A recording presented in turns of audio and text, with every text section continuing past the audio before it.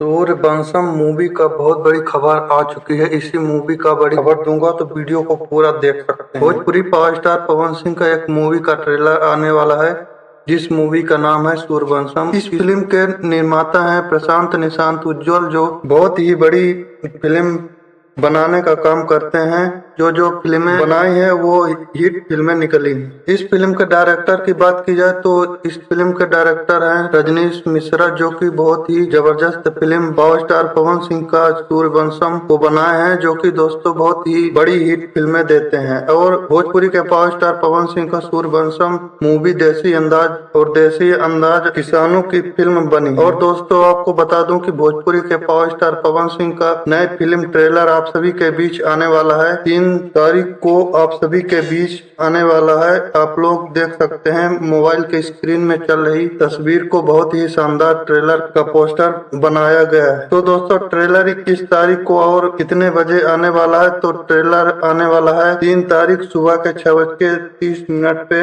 AC film के YouTube channel पर। Video पसंद आया होगा तो वीडियो को लाइक और हमारे चैनल को सब्सक्राइब जरूर करें। धन्यवाद।